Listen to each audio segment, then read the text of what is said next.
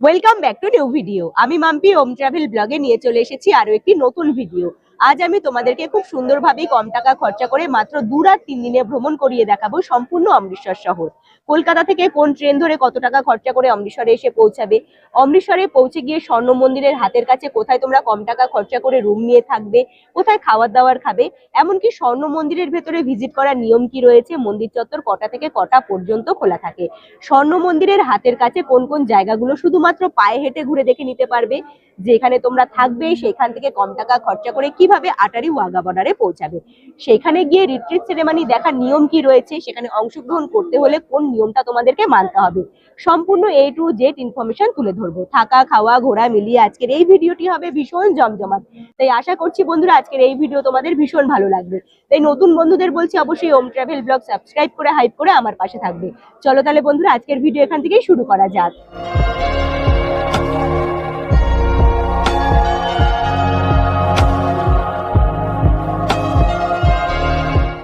অমৃতসর ভ্রমণের জন্য আজকে আমার জার্নিটা শুরু করছি হাওড়া স্টেশন থেকে।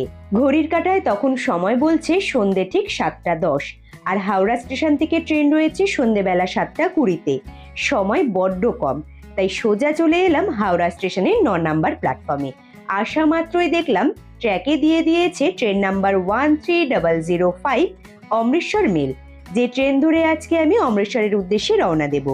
যথারীতি ট্রেন দাঁড়ানো মাত্রই ট্রেনে উঠে পড়েছিলাম লাগেজ নিয়ে। তারপরে সঠিক সময় সন্ধেবেলা 7:20-তে ট্রেন ছেড়ে রওনা দিল অমৃতসরের উদ্দেশ্যে। রাতে বাড়ি থেকে আনা খাবার দাবার খেয়ে সোজা ঘুমিয়ে পড়েছিলাম, আর সকালবেলা চোখ খোলা মাত্রই সুন্দর দৃশ্য চোখে পড়ল। আর এই ট্রেনের স্লিপার ক্লাসের ভাড়া মাথা পিছু 795 টাকা, 3 এসির ভাড়া 2035 টাকা এবং 2 এসির ভাড়া 2920 টাকা, ফার্স্ট ক্লাস এসির ভাড়া 4915 টাকা। বেশ লম্বা একখানা ট্রেন জার্নি। হাওড়া স্টেশন থেকে অমৃতসর পৌঁছাতে 37 ঘন্টা 20 মিনিট জার্নি কভার করে ফাইনালি অমৃতসর স্টেশনে এসে ট্রেন ঢুকবে। হাওড়া অমৃতসর মেল ছাড়াও তোমরা শিয়ালদা স্টেশন থেকে ধরতে পারো জালিয়ানওয়ালাবাগ এক্সপ্রেস এবং কলকাতা স্টেশন থেকে রয়েছে দুর্গিয়ানা এক্সপ্রেস।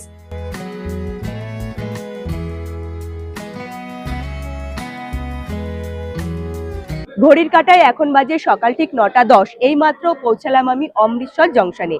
ট্রেন থেকে নামা মাত্রই তোমাদেরকে ঘিরে ধরবে অটো ড্রাইভার দাদা, তার সাথে কুলিরা, যেটা আমার সাথেও হয়েছিল। ট্রেন থেকে নেমেছি আর আমাদেরকে ঘিরে ধরেছে। তবে বলবো তোমাদেরকে, যে যেটাই বোঝাক না কেন, কারো কোনো কথায় তোমরা কান দেবে না। কুলিরা বলবে তোমাদের বাইরে পৌঁছে দেবে কিনা, অটো ড্রাইভার দাদারা বলবে কম টাকা খরচা করে তোমাদেরকে স্বর্ণ মন্দিরের কাছে পৌঁছে দেবে। পার্সোনালি আমি তোমাদের বলছি, কারো কোনো কথায় কান দেওয়ার কোনো প্রয়োজন নেই। ট্রেন থেকে আমি নেমেছি 4 নাম্বার প্ল্যাটফর্মে। 4 নাম্বার প্ল্যাটফর্ম থেকে এবারে আমার সবার প্রথম কাজ হলো অমৃতসর জংশনের মেন গেটের কাছে চলে যাওয়া, মানে অমৃতসর স্টেশনের বাইরের দিকে বেরিয়ে যাওয়া। বেশ অনেক দিনের একটা ইচ্ছে ছিল অমৃতসর ভ্রমণ করব, তবে বিশ্বাস করো এমন করেই জার্নিটা শুরু করেছিলাম। পুরো ব্যাপারটাই আনপ্ল্যান্ড ছিল, কোনো কিছুই প্ল্যানিং করিনি। তবে আমি যেখানেই থাকি না কেন, যেইভাবেই ঘুরি না কেন, সমস্ত কিছুটা ভিডিওর মাধ্যমে এমন করেই তুলে ধরবো যাতে তোমরা যখন অমৃতসর ভ্রমণে আসবে তোমরা যাতে খুব সহজভাবে কম টাকা খরচা করে অমৃতসর ভ্রমণ করতে পারো। 4 নাম্বার প্ল্যাটফর্ম থেকে সোজা ওভারব্রিজ ক্রস করে চলে এসেছিলাম 1 নাম্বার প্ল্যাটফর্মে। 1 নাম্বার প্ল্যাটফর্মের কাছে আসলেই তোমরা দেখতে পারবে বাইরে বেরোনোর মেন গেট। এখন এই মুহূর্তে দাঁড়িয়ে রয়েছি অমৃতসর জংশনের একদম ঠিক সামনের দিকের এরিয়াতে। স্টেশন চত্বর থেকে বাইরের দিকে বেরোলেই তোমরা 4 চাকা গাড়ির স্ট্যান্ড, তাছাড়াও এরকম অটো স্ট্যান্ড দেখতে পারবে। তোমরা চাইলে পরে স্টেশন চত্বরের আশেপাশে হোটেল নিয়ে থাকতে পারো, তবে আমি যেহেতু আগে থেকে কোনো রকমের হোটেল ঠিক করে আসিনি, ইচ্ছে আছে গোল্ডেন টেম্পলের আশেপাশে রুম নিয়ে থাকার।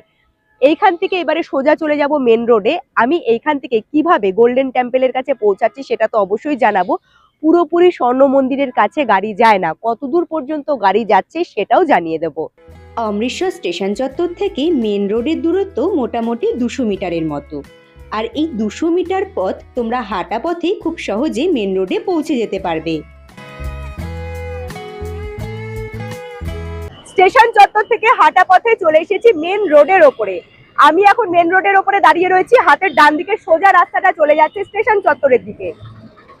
একদম মেন রোডের ওপরে আসলে পরে রাস্তাটা ক্রস করে ওই পারে গেলে পরে তোমরা একদম রোডের ওপরে প্রচুর হোটেল দেখতে পারবে। যারা স্টেশন চত্বরের আশেপাশে থাকতে চাইছো তারা স্টেশন চত্বরের আশেপাশে থাকার ব্যবস্থা তো পাবে। আমি যেহেতু স্বর্ণ মন্দিরের আশেপাশে থাকবো, মেন রোডের ওপরে রাস্তার দু সাইডে রয়েছে অটো স্ট্যান্ড, এইখান থেকে একখানা অটো ঠিক করে নিয়েছি, স্বর্ণ মন্দির যাব। গাড়ি ভাড়া লাগলো 80 টাকা, লাগেজ তুলে দিয়েছি, এবারে আমিও উঠে পড়বো। আগে থেকে যেহেতু কোনো রকম হোটেল ঠিক করে আসিনি, তাই গন্তব্যস্থলে পৌঁছে গিয়ে দেখে শুনে একখানা ভালো হোটেলের সন্ধান করতে হবে। এইখানকার মানুষজনের ব্যবহার ভীষণ ভালো। তবে একটা কথা অবশ্যই বলবো, অটো কিংবা টোটো ড্রাইভার দাদাদের কাছ থেকে একটু সাবধান থাকার প্রয়োজন রয়েছে। আসলে ব্যাপারটা হলো, তোমরা অটো কিংবা টোটোতে উঠলে পরেই সেই অটো কিংবা টোটো ড্রাইভার দাদারা তোমাদেরকে বারবার করেই জিজ্ঞেস করবে কোন হোটেলে তোমরা উঠছো, বা কোনো হোটেল আগে থেকে ঠিক করেছো কিনা, কোনো কাপড়ের ফ্যাক্টরিতে যেতে চাইছো কিনা, এইসব কথাগুলো বারবার করেই জিজ্ঞেস করবে। তবে আগে থেকে আমি মাইন্ডসেট করে নিয়েছিলাম যে কারো কোনো কথায় কান দেবো না। যথারীতি আমি অটো ড্রাইভার দাদাকে বলে দিয়েছিলাম যে আমাকে মন্দির চত্বরের আশেপাশে নিয়ে চলুন। সেই অনুযায়ী তিনি আমাদেরকে সঠিক জায়গাতে গাড়ি থেকে নামিয়ে দিয়েছিলেন। অটো থেকে আমাদেরকে নামিয়ে দিয়েছে পাঞ্জাব ন্যাশনাল ব্যাংকের একদম ঠিক সামনের দিকে। ব্যাক সাইডে দেখা যাচ্ছে পাঞ্জাব ন্যাশনাল ব্যাংক, পাশেই তোমরা দেখতে পারবে ব্রাদার্স ধাবা। যেহেতু এই এরিয়ার মধ্যে, যেহেতু মন্দির চত্বরের মধ্যে আমি ভিজিট করেছি, এখানে কোনো রকমের অটো অ্যালাউ নেই, যার জন্য বাকি পথ আমাদেরকে হেঁটেই যেতে হবে। ব্যাক সাইডে তোমরা দেখতে পেলে একখানা বড় স্ট্যাচু রয়েছে, সামনের দিকে এই যে রাস্তাটা, এটা সোজা চলে যাচ্ছে মন্দির চত্বরের দিকে, মানে গোল্ডেন টেম্পলের দিকে। যেখানে থাকবো সেখানকার ইনফরমেশন অবশ্যই তুলে ধরবো। যারা মন্দির চত্বরের আশেপাশে রুম নিয়ে থাকতে চাইছো, তারা একদম পাঞ্জাব ন্যাশনাল ব্যাংকটা মার্কিং করে রাখবে, তাহলে খুব সহজেই মন্দির চত্বরেও পৌঁছাতে পারবে। আর আমি যে হোটেলের সন্ধান দেব, সেই হোটেলেও খুব সহজে হাঁটা পথে চলে আসতে পারবে। হাঁটা পথে চলে এলাম হোটেল বিল্লার একদম ঠিক সামনে। এই মুহূর্তে হোটেলের সামনেই দাঁড়িয়ে রয়েছি। এই যে হোটেল বিল্লা, গেটটা খুলে ভেতরের দিকে এন্ট্রি করলে পরে সবার প্রথমে রিসেপশন এরিয়া চোখে পড়বে। এখানে আমি রুম ঠিক করে নিয়েছি থাকার জন্য। এই যে হোটেলটা রয়েছে, হোটেলের ঠিক ডান দিকে সোজা রাস্তাটা চলে যাচ্ছে গোল্ডেন টেম্পলের দিকে। রিসেপশন এরিয়াতে যে দাদাভাই বসে রয়েছে তার কাছে জিজ্ঞেস করলাম, উনি বললেন যে 200 মিটার হাঁটা পথে খুব সহজেই পৌঁছে যেতে পারবে। তবুও বন্ধুরা, আমি তো ফ্রেশ হয়ে যাব মন্দির প্রাঙ্গণের দিকে, হাঁটা পথে যেতে কতক্ষণ সময় লাগছে সেটাও জানিয়ে দেব। আপাতত তোমাদের সাথে নিয়ে রুম ট্যুরটা করে নেব।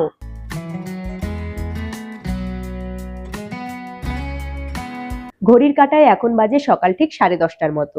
আমাদেরকে চেক ইন করিয়ে দিয়েছে। রুম নেওয়ার জন্য সবার প্রথমে তোমাদেরকে রিসেপশন এরিয়াতেই কথা বলতে হবে। রিসেপশন এরিয়ার পাশে খুব সুন্দর বসার ব্যবস্থা রয়েছে, তাছাড়াও লিফটের সুব্যবস্থা রয়েছে, পায়ে হাঁটার সিঁড়ির কিন্তু ব্যবস্থা রয়েছে। আচ্ছা, যেহেতু এখন ঘড়ির কাঁটায় বাজে সকাল ঠিক 10:30, আমাদের চেক ইন তো করিয়ে দিয়েছে। আমাদেরকে এখান থেকে বলে দিল যে দুপুরবেলা 12টার সময় হলো চেক আউট টাইম। রুমটা আপাতত পরিষ্কার করার কাজ হচ্ছে, যার জন্য আমাদেরকে দাদা বললেন একটু অপেক্ষা করো, রুমটা পরিষ্কার হয়ে যাক, তারপরে তোমরা রুমে ভিজিট করতে পারবে। রুমটা যতক্ষণ পরিষ্কার হচ্ছে ততক্ষণ এখানে বসেই অপেক্ষা করব। মহারাজা রঞ্জিত সিং স্ট্যাচু, এই জায়গাটাও ভীষণ ইম্পর্টেন্ট একখানা জায়গা। তোমরা যারা স্টেশন চত্বর থেকে অটো কিংবা টোটো ধরবে, তোমরা তাদের বলতে পারো মহারাজা রঞ্জিত সিং স্ট্যাচুর কাছে যাব, তাহলে সেইখান থেকে খুব সহজে হাঁটা পথে হোটেলে চলে আসতে পারবে। রুমের মধ্যে এন্ট্রি করেছি। রুমটা আমি নিয়েছি 5th ফ্লোরে। গ্রাউন্ড ফ্লোর থেকে 5th ফ্লোরে আসতে কোনো রকম সমস্যা হলো না, কারণ লিফটের সুব্যবস্থা রয়েছে।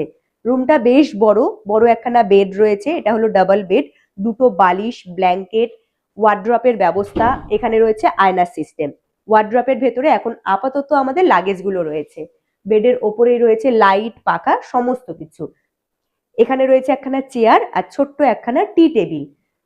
এই যে বেডের পাশে বড় বড় দুটো জানলা দেখা যাচ্ছে, জানলা দিয়ে পুরো গোল্ডেন টেম্পলের এরিয়াটা খুব সুন্দরভাবেই দেখা যাচ্ছে। এই সাইডে রয়েছে টিভির ব্যবস্থা, আর এখানে রয়েছে এসি। তবে বন্ধুরা, আমি নন এসি রুম নিয়েছি। সকালবেলা যখন এখানে আমি নেমেছিলাম স্টেশন চত্বরে বেশ ঠান্ডা লাগছিল, তবে বেলা বাড়ছে তত গরমটাও বেড়ে যাচ্ছে, যেটা এখানে এসে বুঝতে পারলাম। এই হলো ওয়াশরুম। ওয়াশরুমটাও বেশ বড়, পরিষ্কার পরিচ্ছন্ন, বেসিন, আয়না, গিজার, লাইট, ওয়েস্টার্ন টয়লেট, বালতি, মগ, টুল, হ্যান্ড শাওয়ার, শাওয়ার, সমস্ত কিছু রয়েছে। আমি লাগেজ নিয়ে বাইরেই দাঁড়িয়েছিলাম। এই হোটেলে এসে সৌরভ সবার প্রথমেই কথা বলেছিল রিসেপশন এরিয়াতে। প্রথমে চেয়েছিল একদিনের জন্য রুম ভাড়া 1000 টাকা, সেখানে কথা বলার পরে দাদারা 700 টাকাতে রাজি হয়েছে।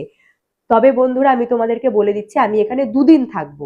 এখন এই মুহূর্তে কন্ট্যাক্ট নাম্বারটা শেয়ার করছি না, যেহেতু আমি দুদিন এখানে থাকবো, এখানকার পরিষেবা, এখানকার মানুষজন কেমন, সমস্ত কিছুটা আগে আমি দেখে নিই। তারপরে অবশ্যই যখন আমি এখান থেকে চেক আউট করবো সেই মুহূর্তে কন্ট্যাক্ট নাম্বারটা দিয়ে দেবো। বুঝতেই পারছো, এখন এই মুহূর্তে কন্ট্যাক্ট নাম্বারটা দিয়ে দেবো, বা এখানে আসলে পরে তোমরা যদি ভালো ফেসিলিটি না পাও, পরে তোমরাই আমাকে কমেন্ট করে বাজে কথা বলবে। যার জন্য আমি এখানকার পরিষেবাগুলো ভালো করে উপভোগ করে নিই, তারপরে কন্ট্যাক্ট নাম্বারটা অবশ্যই শেয়ার করে দেবো। অনেক দূর থেকে জার্নি করে এসেছি, এখন আপাতত ফ্রেশ হব, তারপরে আবারও তোমাদের সাথে আমার দেখা হচ্ছে। এখান থেকে আমাকে তো বলে দিল যে 200 মিটারের মধ্যেই মন্দির প্রাঙ্গণ, তবে আমি হেঁটেই যাব মন্দির প্রাঙ্গণের কাছে, কতক্ষণ সময় লাগছে সেটাও জানিয়ে দেবো। চলো তাহলে আগে ফ্রেশ হয়ে আসি। অমৃতসর হলো ভারতের পাঞ্জাব রাজ্যের একটি পবিত্র ও ঐতিহাসিক শহর, যেখানে ঘুরে দেখার মতো অনেক কিছু রয়েছে এবং প্রত্যেকটি জায়গাতে ভিজিট করে সেইখানকার সম্বন্ধে ছোট্ট ছোট্ট করে বলার চেষ্টা করব এই ভিডিওর মাধ্যমে।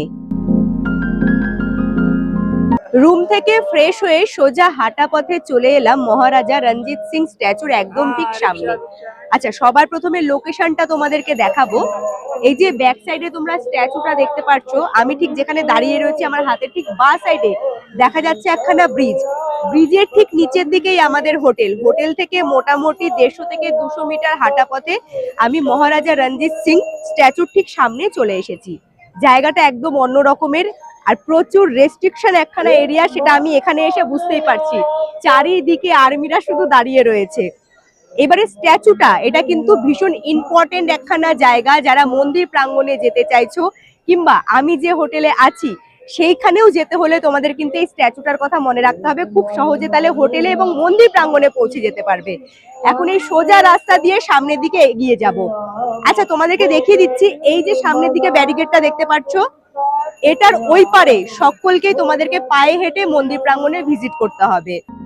মহারাজা রঞ্জিত সিং স্ট্যাচুর সামনে দিয়ে যখন তোমরা সোজা এগিয়ে যাবে মন্দির চত্বরের দিকে, চোখে পড়বে এরকম বড় বড় অনেকগুলো মহান ব্যক্তিদের স্ট্যাচু। আর এই যে ব্যাটারি চালিত গাড়িগুলো, যাদের পায়ে কিংবা হাঁটুতে সমস্যা রয়েছে বা হাঁটাহাঁটি করতে একটু কষ্ট হয়, তারা সেই সমস্ত ব্যাটারি চালিত গাড়ি ব্যবহার করতে পারো।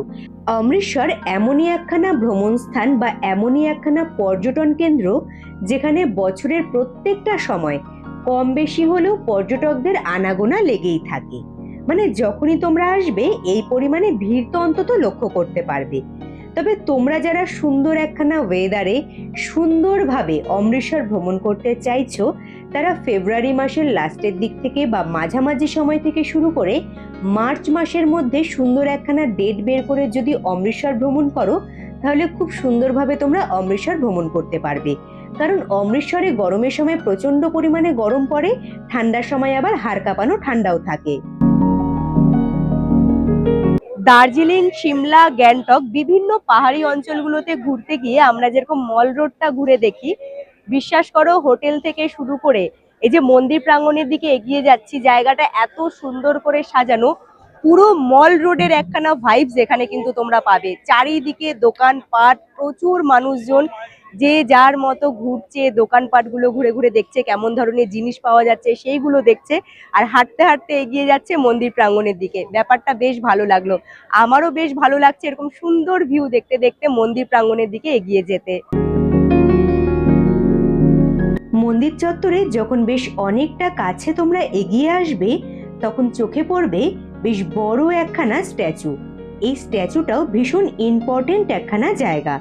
অমৃতসর হলো পাঞ্জাবের একটি অন্যতম বড় শহর এবং শিল্প ও বাণিজ্যের একটি গুরুত্বপূর্ণ কেন্দ্র।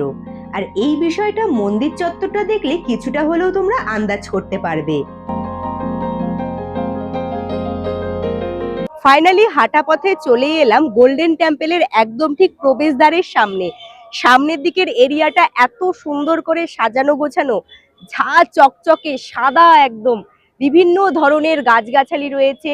সামনেই দেখা যাচ্ছে খুব সুন্দর একখানা ফোয়ারা, যার চারিপাশে খুব সুন্দর বসার ব্যবস্থা রয়েছে। প্রচুর মানুষজন, ভক্তরা বসে রয়েছে।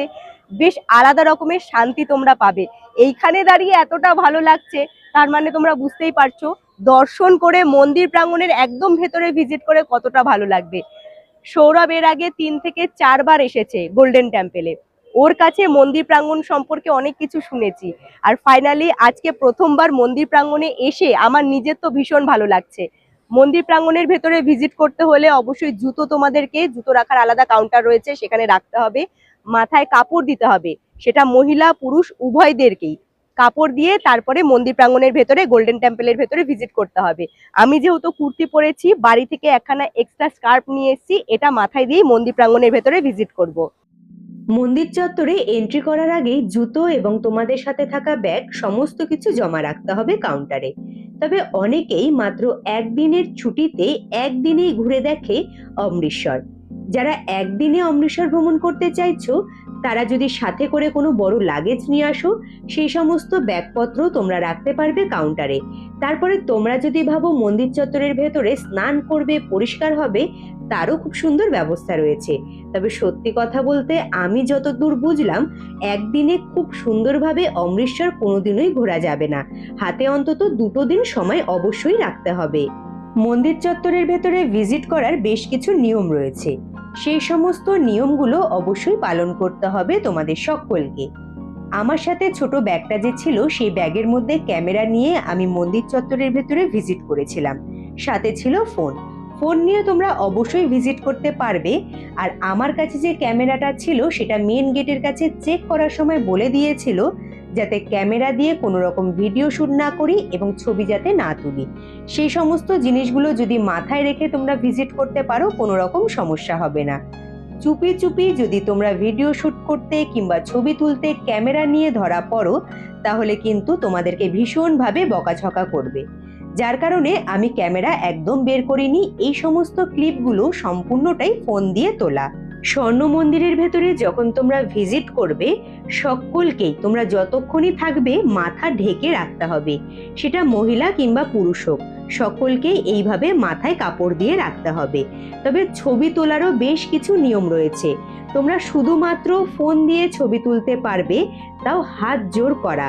সবসময় হাত জোর করে বা প্রণাম করে তোমাদেরকে ছবি তুলতে হবে। যদি তোমরা বিভিন্ন রকমের অঙ্গি ভঙ্গি করে ছবি তুলতে যাও, তাতেও ধরা পড়লে পরে তোমাদেরকে ভীষণভাবে বকা খেতে হতে পারে। গোল্ডেন টেম্পল নামটা আসলে এসেছে, এই মন্দিরের উপরিভাগটা পুরোটাই খাঁটি সোনা দিয়ে মোড়ানো, যার জন্য বলা হয় গোল্ডেন টেম্পল বা স্বর্ণ মন্দির। এই মন্দিরে সময় কাটাতে কিংবা বসে থাকতে এতটা পরিমাণে ভালো লাগছিল যে উঠে যেতে কোথাও ইচ্ছে করছিল না। অমৃতসর ভ্রমণে আসলে পরে স্বর্ণ মন্দিরে সময়টা বেশ সুন্দর করেই কেটে যাবে। আর এই যে সামনের দিকের প্রবেশদ্বারটা দেখা যাচ্ছে, এটা হলো মূল মন্দির প্রাঙ্গণের ভেতরে ভিজিট করার প্রবেশদ্বার। তাছাড়াও তোমরা এই গোল্ডেন টেম্পলের ভেতরে ফ্রি কিচেন বা লঙ্গর হল দেখতে পারবে, যেখানে সারা দিন বিনামূল্যে ভক্তদের লঙ্গর কিংবা ভোগ প্রসাদ দেওয়া হয়। তোমরা যেই প্রসাদটা পেট ভরে বসে খেতে পারো। প্লেটে ছিল রুটি, সাদা ভাত, পায়েস, সবজি, ডাল এবং বাটিতে ছিল খাবারের জন্য জল। একই প্রাঙ্গণে বসে কত ভক্তরা এই লঙ্গর হল থেকে ভোগ প্রসাদ গ্রহণ করছে। বাইরের দিকেও প্রচুর দোকানপাট রয়েছে, তোমরা চাইলে বাইরের যে কোনো দোকান থেকে খাবার খেতে পারো এবং চাইলে তোমরা লঙ্গর হলে বসেও খেতে পারো।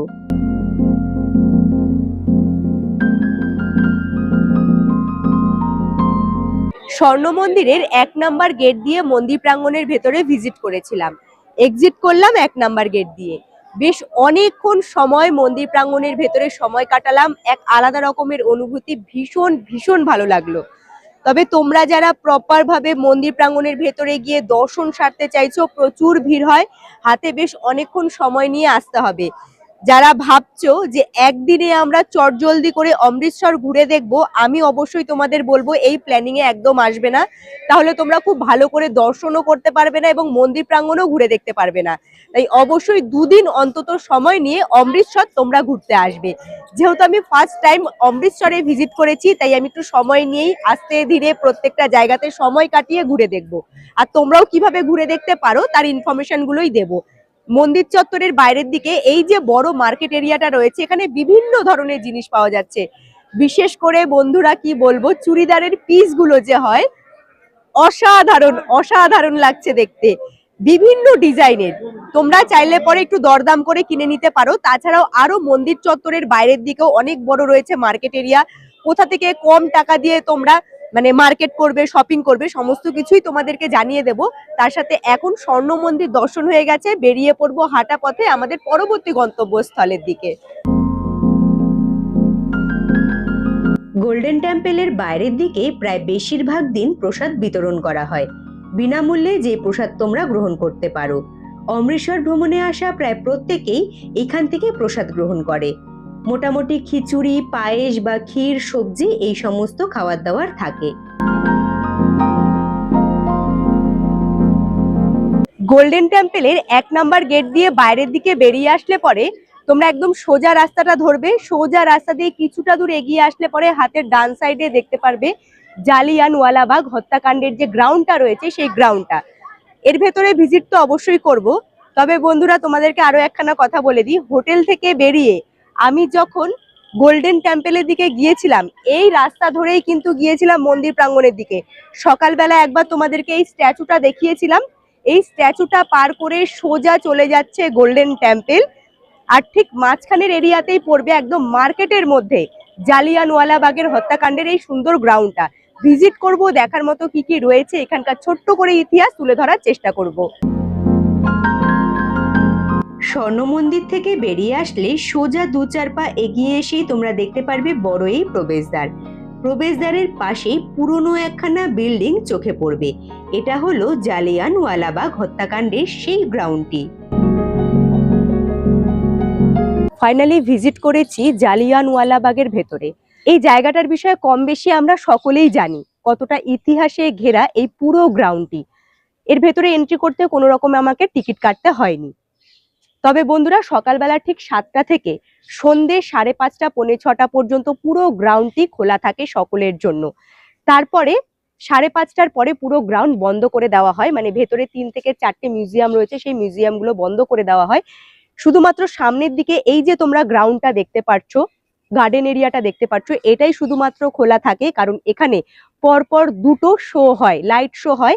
যে লাইট শো এর মাধ্যমে তোমরা অনেক কিছু দেশের বিষয়ে জানতে পারবে।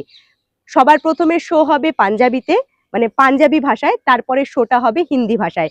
তোমরা যারা ইন্টারেস্টেড রয়েছে অবশ্যই এর ভেতরে ভিজিট করতে পারো, কোনো রকমের টিকিট কাটতে হয় না শোগুলো দেখতে হলে। জালিয়ানওয়ালাবাগ হত্যাকাণ্ডের ঘটনাটি ঘটেছিল 1919 সালের 13ই এপ্রিল ভারতের পাঞ্জাবের অমৃতসর শহরে। যে স্থানে ঘটনাটি ঘটেছিল এখন এই মুহূর্তে ঠিক সেই ঐতিহাসিক স্থানটির ওপরেই আমি দাঁড়িয়ে রয়েছি। এখন শুধুমাত্র এই ঐতিহাসিক স্থান আমাদের সকলের কাছে একখানা স্মৃতিস্তম্ভ হিসেবে দাঁড়িয়ে রয়েছে। রাওলাটাইন পাসের প্রতিবাদে এই গ্রাউন্ডে জমায়েত হওয়া অসহায় এবং নিরাপরাধ মানুষগুলোর ওপর ডায়ার গুলি চালানোর নির্দেশ দেন এবং সেই গুলির আঘাতে হাজারো হাজারো মানুষের প্রাণ চলে যায়। সেই সমস্ত বিষয়গুলো যেন চোখের সামনে একটা সেকেন্ডের জন্য ফুটে উঠছিল। যারা এখনো পর্যন্ত জালিয়ানওয়ালাবাগ হত্যাকাণ্ডের ঘটনাটি জানো না তারা নিশ্চয়ই এই ঘটনা নিয়ে একখানা মুভি রয়েছে, সেই মুভিটা দেখতে পারো। তাছাড়াও পড়ার জন্য বই তো অবশ্যই রয়েছে। সমস্ত কিছু থাকার পরেও যখন আমাদের দেশের মানুষজন এই গ্রাউন্ডে ঘুরতে এসে বলে এখানে দেখার মতো কি রয়েছে, সত্যি লজ্জার এর থেকে আর বড় কিছু হতে পারে না। তাই অবশ্যই বলবো যে সমস্ত জায়গাগুলো তোমরা ঘুরতে যাচ্ছ সেই সমস্ত জায়গাগুলোর বিষয়ে একটু জেনে রাখা তো আমাদের সকলেরই উচিত। জালিয়ানওয়ালাবাগ হত্যাকাণ্ডের ভেতরে ফোন, ক্যামেরা, ব্যাগ সমস্ত কিছু নিয়ে আমি এন্ট্রি করেছিলাম। তবে আমাকে বলে দিয়েছিল কোনো রকম ফোন কিংবা ক্যামেরা কোনো কিছু দিয়ে যাতে ভিডিও শুট না করি। তবে গ্রাউন্ডের ভেতরে সময় কাটানোর সময় একজন পুলিশ কর্মীর সাথে পরিচয় হয়, যিনি এখানে কর্মরত ছিলেন। উনার সাথে কথা বলতে বলতে পরবর্তীতে উনি আমাদেরকে পারমিশন দেয় এই গ্রাউন্ডের ভিডিও শুট করার, যার জন্য এখানকার সুন্দর ভিউগুলো তুলে ধরতে পেরেছি।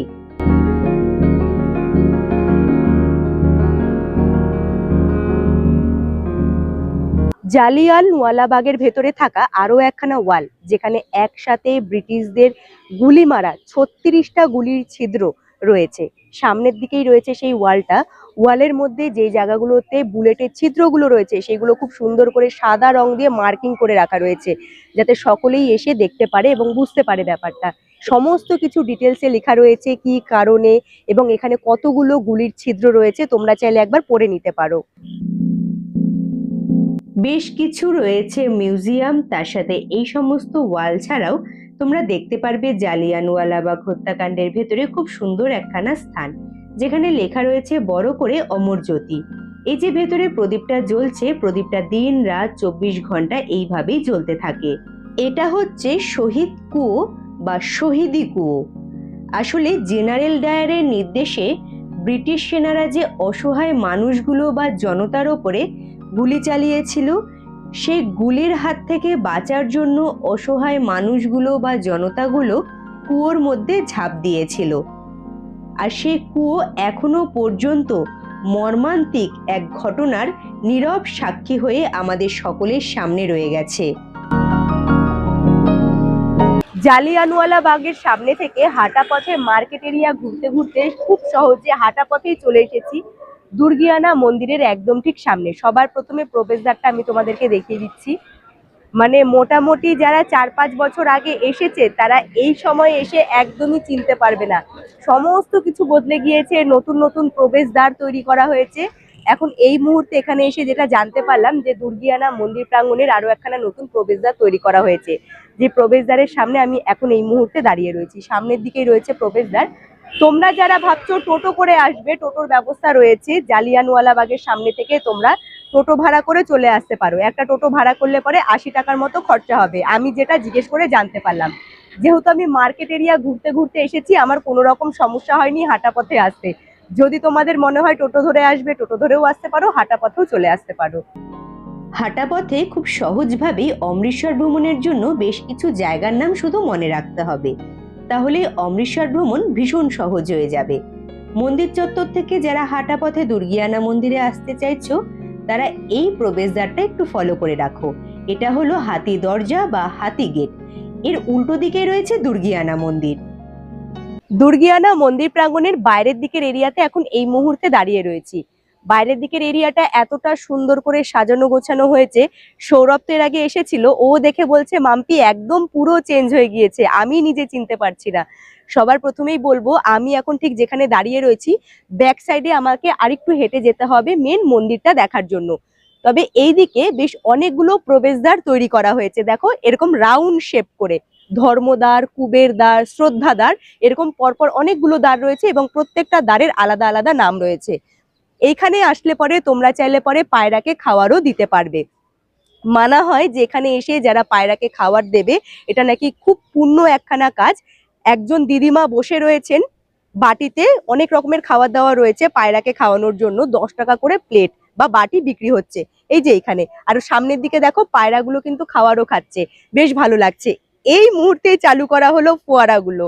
আমরা যখন ভিজিট করেছিলাম তখন ফোয়ারাগুলো মানে উঠছিল না, এখন দেখছি ফোয়ারাগুলো চালু করে দেওয়া হয়েছে। সন্ধেবেলা যখন আবার আলো জ্বলে উঠবে তখন আরো দেখতে ভালো লাগবে। অমৃতসর ভ্রমণে আসলে পরে স্বর্ণ মন্দিরের সাথে সাথে আরো এক পবিত্র এবং ধর্মীয় স্থান হলো দুর্গিয়ানা মন্দির, যেটা অবশ্যই তোমরা ঘুরে দেখবে। দেবী দুর্গাকে উদ্দেশ্য করে এই মন্দির চত্বর তৈরি করা হয়েছে।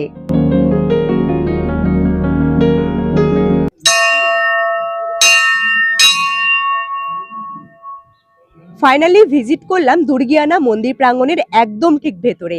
আশেপাশের পরিবেশ ভীষণ সুন্দর। বিরাট বড় একখানা সরোবরের মাঝখানে রয়েছে সোনায় মোড়া এই দুর্গিয়ানা মন্দির প্রাঙ্গণ।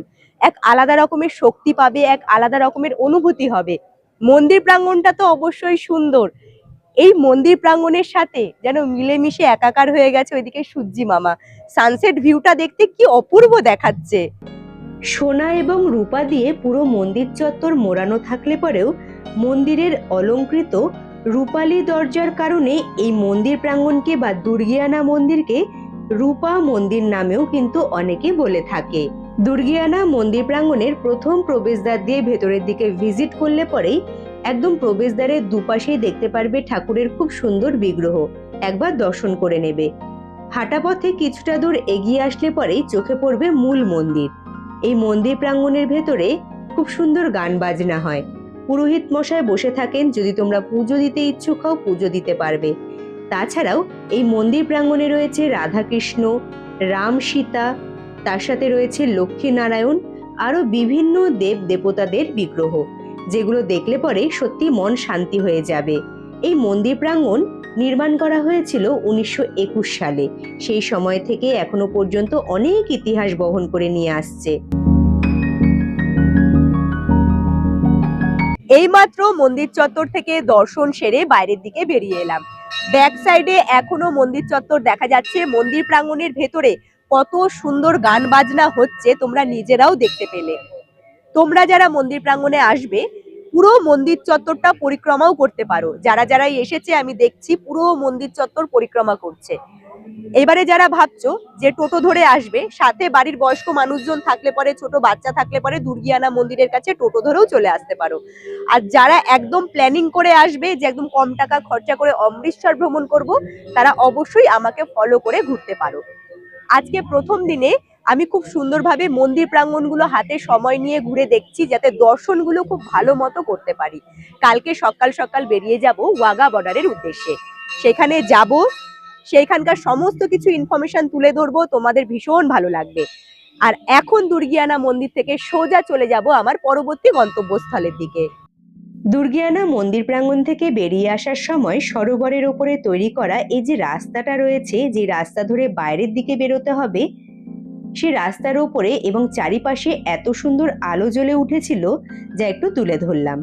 তবে একটা কথা অবশ্যই বলবো, অমৃতসর ভ্রমণে এসে যে জিনিসটা বুঝতে পারলাম, অমৃতসর শহর দিনের বেলায় এক রূপ ধারণ করে থাকে এবং সন্ধে হতে না হতেই অমৃতসর শহর যেন এক আলাদা রূপ ধারণ করে বা এক অন্য রূপে সেজে ওঠে। তাই অবশ্যই বলবো, অন্তত সময় নিয়ে একটা দিন থেকে অমৃতসর ভ্রমণটা যদি করো, তাহলে তোমরা দু রকমের সুন্দর দৃশ্যই উপভোগ করতে পারবে। দুর্গিয়ানা মন্দির প্রাঙ্গণ থেকে আবারও হাঁটতে হাঁটতে মার্কেট এরিয়া ঘুরতে ঘুরতে সোজা চলে এলাম স্বর্ণ মন্দিরের একদম ঠিক সামনে। মন্দির প্রাঙ্গণের সামনে এখনো পৌঁছায়নি। সকালবেলা যে রাস্তার ওপর দিয়ে গিয়েছিলাম স্বর্ণ মন্দিরের সামনে আমাদের হোটেল থেকে বেরিয়ে, সেই রাস্তার ওপরেই এখন এই মুহূর্তে দাঁড়িয়ে রয়েছি। চারিদিকটা এত সুন্দরভাবে সেজে উঠেছে, বিভিন্ন ধরনের দোকানপাট তো রয়েছে, খাওয়ার দাওয়ারের দোকান, বাচ্চাদের খেলনা, কোনোটাই বাদ নেই।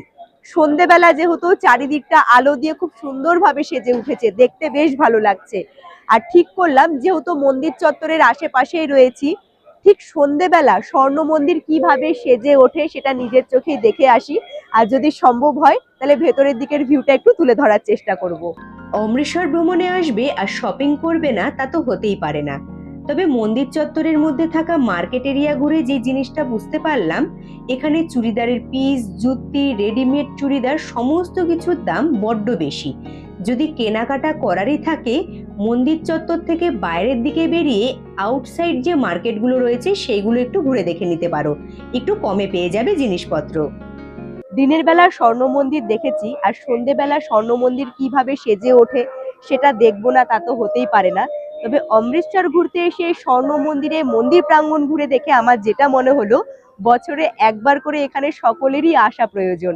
এত সুন্দর একখানা জায়গা, এত সুন্দরভাবে সেজে উঠেছে, এক আলাদা রকমের শান্তি তোমরা অবশ্যই পাবে এখানে আসলে পরে। সামনের দিকে ভিড়টা তোমরা দেখো, সকাল হোক, সন্ধে হোক, রাত্রিবেলা হোক, সব সময় মন্দির প্রাঙ্গণ একদম জমজমাট হয়ে থাকে। অমৃতসর ভ্রমণে এসে তোমরা যদি সন্ধেবেলার এইভাবে সুসজ্জিত হওয়া স্বর্ণ মন্দির দর্শনই না করলে, তাহলে আমি বিশেষ করে বলবো অমৃতসর ভ্রমণে এসে অনেক কিছু মিস করে যাবে। এই দৃশ্য সত্যি ভোলার মতো নয়। ভিডিও শুট করা বারণ থাকা সত্ত্বেও চুপ করে এই ক্লিপটা নেওয়ার চেষ্টা করেছি, তবু ফোনের মাধ্যমে, তাই তোমাদের সামনে তুলে ধরতে পারলাম। বেশ অনেকক্ষণ স্বর্ণ মন্দিরের এই সুন্দর দৃশ্য উপভোগ করেছি মন্দির প্রাঙ্গণের ভেতরে বসে থেকে। তারপরে বেশ অনেকটা রাত করেই আমি বাইরের দিকে বেরিয়েছিলাম। বাইরে বেরিয়ে কিছু খাবার দাবার খেয়ে সোজা চলে গিয়েছিলাম রুমে। দেখা হচ্ছে সকালবেলা। নেক্সট ডে ঘড়ির কাঁটায় এখন বাজে দুপুর ঠিক 1টা। সারাদিন রুমেই ছিলাম, একটু রেস্ট করলাম, ফ্রেশ হয়ে চলে এসেছি মেন রোডে। কারণ কালকে মন্দির প্রাঙ্গণে বেশ অনেকক্ষণ সময় কাটিয়েছিলাম। এখন মেন রোডের ওপর থেকে একখানা অটো রিজার্ভ করে নিয়েছি, যাব ওয়াগা বর্ডারে।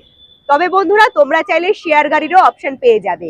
মেন রোডের ওপরে আসলে পরে তোমরা শেয়ার গাড়ির অপশন প্রচুর পাবে, বাসের ব্যবস্থা রয়েছে। সাথে যেহেতু আমার দুটো ছেলেই রয়েছে, যার জন্য আমি আর শেয়ার গাড়ির অপশনটা চুজ করলাম না, একখানা গাড়ি রিজার্ভ করে নিয়েছি। কতক্ষণ আমাদের সময় লাগছে মেন রোড থেকে ওয়াগা বর্ডারে যেতে, রাস্তা কত টাকা গাড়ি ভাড়া পড়লো, সমস্ত কিছু ডিটেলসটাই জানিয়ে দেবো। আপাতত গাড়িতে উঠে বসবো।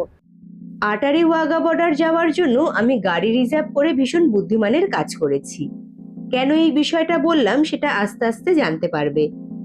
তবে তোমরা যখন মন্দির চত্বরের বাইরের দিকে হাঁটা পথে ঘুরে দেখবে, অনেকেই তোমাদেরকে ডাকাডাকি করবে এবং বলবে তোমরা আটারি ওয়াগা বর্ডারে যেতে চাইছো কি চাইছো না। যখন জিজ্ঞেস করবে কত করে নেওয়া হচ্ছে, তারা বলবে মাথা পিছু যাওয়া আসা মিলিয়ে 150 টাকা। হয়তো এই কথা শুনে অনেকে রাজিও হয়ে যাবে।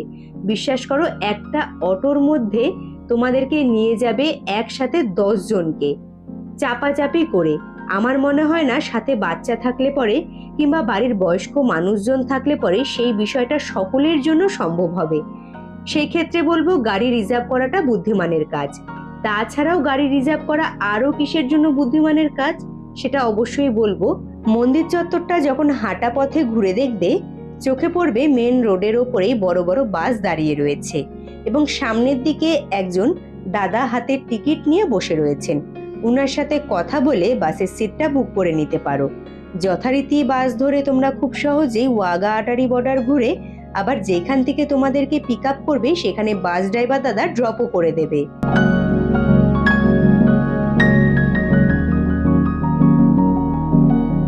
ঘড়ির কাঁটায় এখন বাজে দুপুর ঠিক 2:07।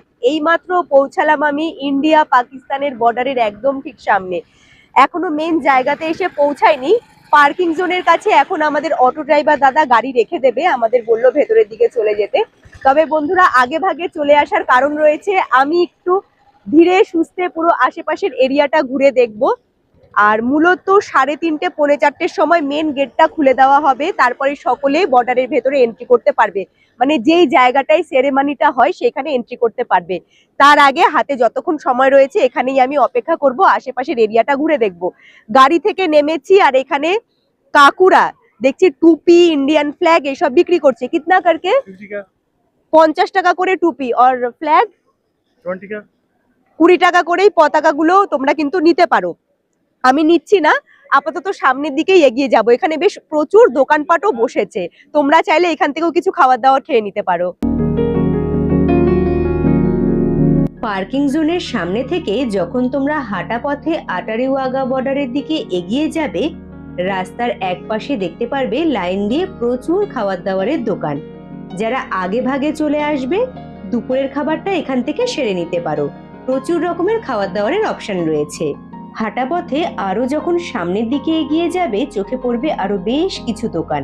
শীতের পোশাক তো রয়েছে, তাছাড়াও ইন্ডিয়ান ফ্ল্যাগের চিহ্ন দেওয়া খুব সুন্দর রয়েছে টি শার্ট, সেটা বড়দের কিংবা ছোটদের সকলেরই পেয়ে যাবে।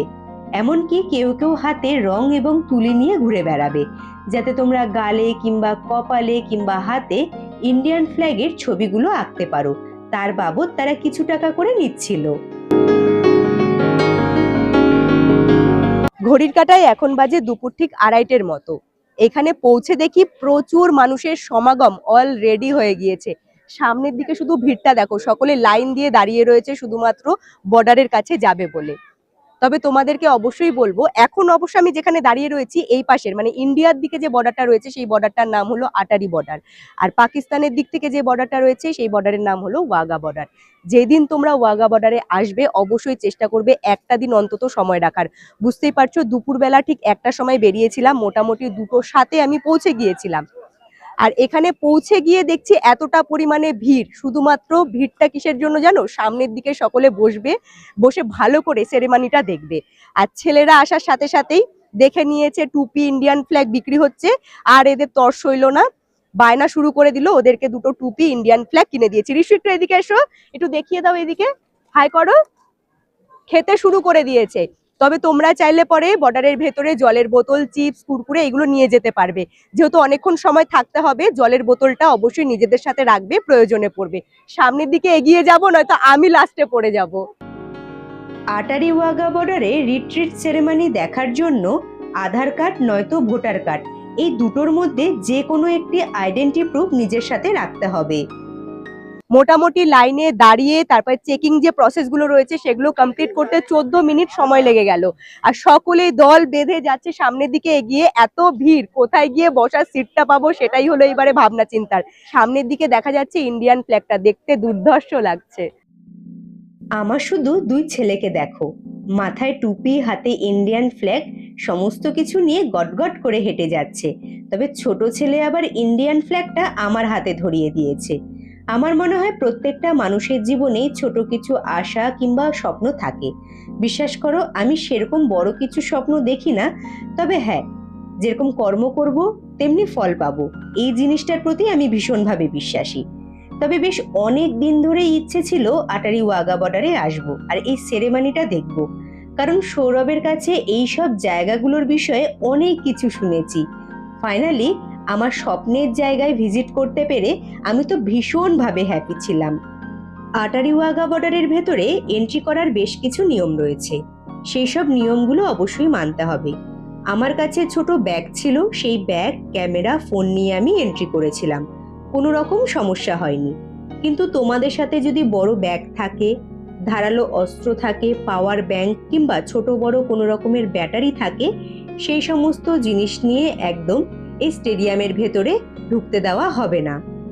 আটারি ওয়াঘা বর্ডারের ভেতরে স্পেশাল কিছু সিট রয়েছে একদম সামনের দিকে, সেই সমস্ত সিটে বসে যদি তোমরা রিট্রিট সেরেমনি দেখো তাহলে অনলাইনে সিট বুক করতে হবে।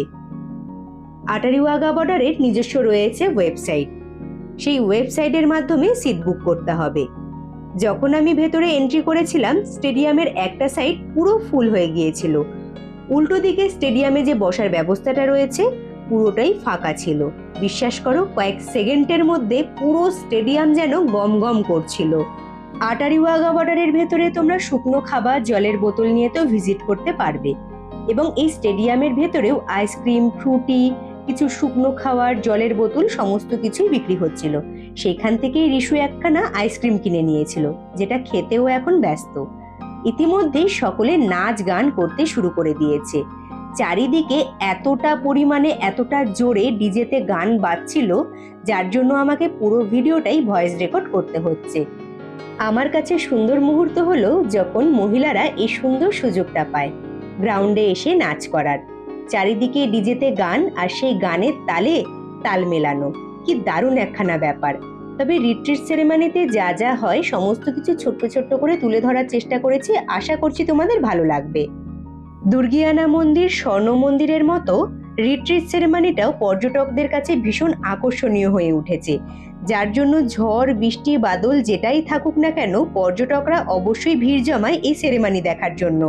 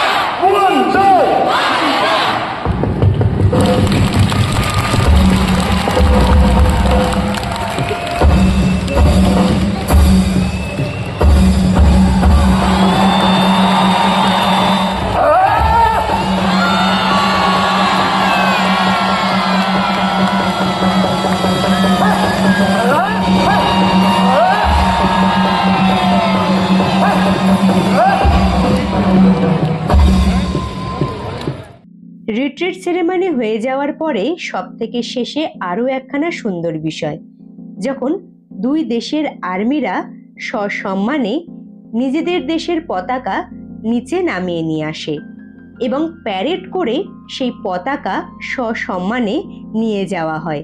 সেই মুহূর্তটাও ক্যাপচার করেছি। আশা করছি দেখে তোমাদের বেশ ভালো লাগবে। রিট্রিট সেরেমনি শেষ হওয়ার পরেই মাইকে অ্যানাউন্সমেন্ট করতে শুরু করে দেওয়া হয়, যাতে আস্তে আস্তে গ্রাউন্ড কিংবা স্টেডিয়াম খালি করে দেওয়া হয়। সেই অনুসারে সকলেই আস্তে আস্তে মেন গেট দিয়ে বেরোতে শুরু করে দিয়েছে।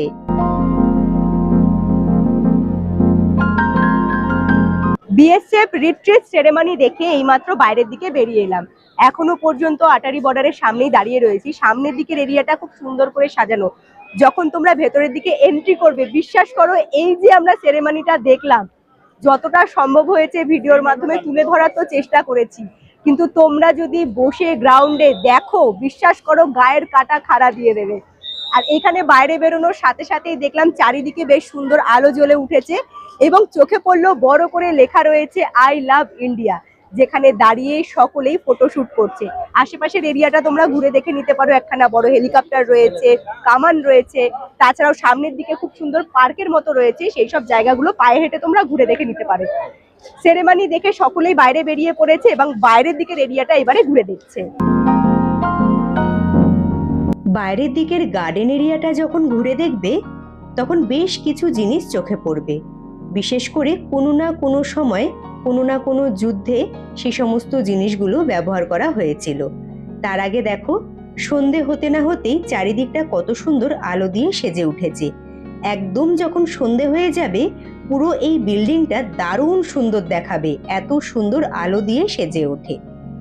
আচ্ছা, বাইরের দিকের গার্ডেনটা যখন ঘুরে দেখবে, বেশ কিছু এয়ারক্রাফট বা যুদ্ধ বিমান, ট্যাঙ্ক, এই সমস্ত জিনিসগুলো দেখতে পারবে। তবে প্রত্যেকটা জিনিসের সামনেই বা প্রত্যেকটা ট্যাঙ্ক কিংবা কামানের সামনে বিএসএফরা দাঁড়িয়ে থাকে বা আর্মিরা দাঁড়িয়ে থাকে, তাই তোমরা কোনো জিনিসে হাত দিতে পারবে না। ছবি তোলার থাকলে দূর থেকে ছবি তুলতে পারবে এবং হাঁটা পথে খুব সুন্দরভাবে ঘুরে দেখে নিতে পারবে। আটারি বর্ডারে রয়েছে আর্মিদের নিজস্ব রেস্টুরেন্ট। চা কফি ছাড়াও সেখানে বিভিন্ন ধরনের খাবারের অপশন রয়েছে। তোমরা কিছু খেতে চাইলে খেয়ে নিতে পারো। যেহেতু আমি গাড়িটা রিজার্ভ করে রেখেছি, বিশ্বাস করো আমার কোনো তাড়া ছিল না। যারা শেয়ারে এসেছিল তারা হন্ততন্ত করে বেরিয়ে পড়েছিল, আর আমি গাড়িটা রিজার্ভ করেছি বলে আমি খুব সুন্দর করে সময় নিয়ে প্রত্যেকটা জায়গা ঘুরে দেখে নিতে পেরেছি। এবং অটো ড্রাইভার দাদা ভীষণ ভালো ছিল। আমরা প্রায় 2টোর সময় আটারি ওয়াঘা বর্ডারে এসেছিলাম, আর ঘড়ির কাঁটায় এখন বাজে প্রায় 6টার মতো। তিনি কিন্তু একবারও আমাদেরকে তাড়া দেননি। ওয়াঘা বর্ডার থেকে ঘুরে এসে সোজা চলে এসেছিলাম মন্দির চত্বরে। মন্দির চত্বরের আশেপাশে বিশাল বড় মার্কেট, সেটা তো আমি তোমাদেরকে দেখিয়েছি। তাই আজকে হাতে একটু সময় ছিল বলে মার্কেট এরিয়াটা আমি নিজেও ঘুরে দেখলাম। টুকটাক কিছু কেনাকাটা করেছি। পাঞ্জাবে এসছি, লস্যি খাবো না তা তো হতেই পারে না, যার জন্য মন্দির চত্বরের সামনে থেকেই একখানা লস্যির দোকান থেকে পাঞ্জাবি লস্যি নিয়ে নিলাম। হাতে রয়েছে লস্যি, দাম পড়লো 1 গ্লাস 50 টাকা। খেয়ে টেস্ট করে দেখলাম বেশ ভালো খেতে। আরও একটা কথা অবশ্যই বলবো, পাঞ্জাব কিংবা অমৃতসর ভ্রমণে আসবে আর কুলচে খাবে না তা তো হতেই পারে না। অবশ্যই ট্রাই করবে। আলু কুলচে, মিক্স কুলচে, পনির কুলচে অসাধারণ হয় খেতে। আর যারা ভাবছো লস্যি খাবে, তারা মন্দির চত্বরের আশেপাশে প্রচুর লস্যির দোকান পাবে। আর মন্দির চত্বরের সামনেই রয়েছে অমৃতসরি স্পেশাল মটকা কুলফি। সম্ভবত ব্যানারের মধ্যে এই নামটাই লেখা ছিল দোকানের। তোমরা যারা কুলফি কিংবা লস্যি খেতে চাইছো, এই দোকানে অবশ্যই ভিজিট করতে পারো। এখানকার লস্যিটা ট্রাই করেছিলাম, অসাধারণ লেগেছিল আমার খেতে। আমি লস্যি খাচ্ছি, ছেলেদের বললাম খাবে কিনা, ওরা বলছে না, ওরা পছন্দও করে না লস্যি খেতে। এই সন্ধেবেলা ওদের খেতে ইচ্ছে গেল আইসক্রিম। মটকা কুলফি বিক্রি হচ্ছে 30 টাকা করে, তো ওটাই ওদেরকে কিনে দিলাম। আসার পর থেকে সমস্ত কিছু আমি দেখাই না, কিন্তু ওরা কত যে আইসক্রিম খেয়েছে তার কোনো ঠিক নেই। খেতে কেমন এটা রিশু, কেমন খেতে? মজা। আজকের দিনটা ভীষণ সুন্দর করেই কাটালাম। বেশ খানিকক্ষণ সময় কাটালাম আটারি ওয়াঘা বর্ডারে। তারপরে শপিং করা, খাওয়া দাওয়া করা, মার্কেটিং করা, সমস্ত কিছু মিলিয়ে যেন বেশ জমজমাট ভাবে কেটে গেল। তারপরে দেখলাম হাতে বেশ খানিকক্ষণ সময় রয়েছে, তাই সেই সময়টা নষ্ট না করে সোজা চলে এলাম স্বর্ণ মন্দিরের ভেতরে। স্বর্ণ মন্দিরের ভেতরে সন্ধেবেলার এই দৃশ্য যেন সকলকেই আকর্ষণ করবে। বেশ খানিকক্ষণ স্বর্ণ মন্দিরে সময় কাটিয়ে রুমে যাওয়ার আগে হোটেলের পাশেই একখানা দোকান থেকে আলু কুলচে খেয়ে রুমে চলে গিয়েছিলাম। স্বর্ণ মন্দির ঘুরে সোজা চলে এসেছি আমার রুমে। এবারে বেশ কিছু গুরুত্বপূর্ণ কথা বলবো। আমি যে হোটেলে আছি এই হোটেলের চেক আউট টাইম হলো দুপুরবেলা ঠিক 12টার সময়। তাই কালকে দুপুরবেলা 12টার মধ্যে রুম ছেড়ে ব্যাগপত্র নিয়ে সোজা চলে যাব অমৃতসর জংশনে। সেখান থেকে সন্ধ্যেবেলা 6:25-এ রয়েছে অমৃতসর হাওড়া মেল, যে ট্রেন ধরে সোজা রওনা দেব হাওড়া স্টেশনের উদ্দেশ্যে। গুরুত্বপূর্ণ কথা বলতে, হোটেলটা যেহেতু মন্দির চত্বরের আশেপাশে, তাই আশেপাশের পরিবেশটা বেশ ভালো। এই হোটেলের স্টাফ দাদা, ম্যানেজার দাদা তারাও ভীষণ ভালো মানুষ। লিফটের সুব্যবস্থা আছে বলে ওঠানামা করতে কোনো রকমের সমস্যা হবে না, এটা হলো সব থেকে বড় প্লাস পয়েন্ট। খারাপ লেগেছে বলতে, বিশেষ করে আমি যে রুমটার মধ্যে আছি এই রুমের ভেতরে যতগুলো সুইচ বোর্ড রয়েছে সুইচ বোর্ড গুলো ঠিক নেই। ওয়াশরুমের ভেতরে গিজার রয়েছে, গরম জলটা বড্ড লেটে আসছে, কলগুলোও একদম ঠিকঠাক নেই। তারপরে তোমরা এখানে থাকলে পরে রুম সার্ভিসও পাবে না। খাওয়ার জলে যদি প্রয়োজন হয় তোমাদেরকে নিচে গিয়ে জলটা নিয়ে আসতে হবে। এই হলো ব্যাপার। মোটামুটি এখানে থেকে আমি যে পরিষেবাটা পেয়েছি সেটাই আমি তোমাদেরকে বললাম। তবুও যদি তোমাদের মনে হয় মন্দির চত্বরের আশেপাশে এসে তোমরা থাকবে, কন্ট্যাক্ট নাম্বারটা ভিডিও স্ক্রিনে দিয়ে দিলাম। তোমরা চাইলে পরে আগে থেকে রুম বুক করার জন্য কন্ট্যাক্ট নাম্বারে ফোন করে নিতে পারো। তবে তোমাদের অবশ্যই বলবো, তোমরা যেখানেই থাকো না কেন বা এই হোটেলে এসেই থাকো না কেন, যে রুমটা তোমরা নিতে চাইছো সেই রুমের ভেতরে সুইচ বোর্ড, কল সেগুলো একটু দেখে নেবে যে ঠিকঠাক আছে কিনা। তবে বন্ধুরা, অমৃতসর ভ্রমণের এই পুরো ভিডিওটি তোমাদের কেমন লাগলো অবশ্যই আমাকে কমেন্ট করে জানিও। ভালো লাগলে পরে লাইক করে দিও। আর নতুন বন্ধুরা যারা ভিডিওগুলো দেখছো কিন্তু এখনো পর্যন্ত ওম ট্রাভেল ব্লগ সাবস্ক্রাইব করোনি, তারা চটজলদি করে ওম ট্রাভেল ব্লগ সাবস্ক্রাইব করে হাইপ করে আমার পাশে থাকতে পারো। আর যে সকল বন্ধুরা চ্যানেলটি সাবস্ক্রাইব করে হাইপ করে আমার পাশে রয়েছে তাদের অসংখ্য ধন্যবাদ। তারা এইভাবেই আমাকে সাপোর্ট করো, আমার পাশে থেকো। আজকের মতো টাটা, দেখা হচ্ছে তোমাদের সাথে খুব তাড়াতাড়ি নেক্সট ভিডিওতে। তোমরা ভালো থেকো, সুস্থ থেকো, টাটা।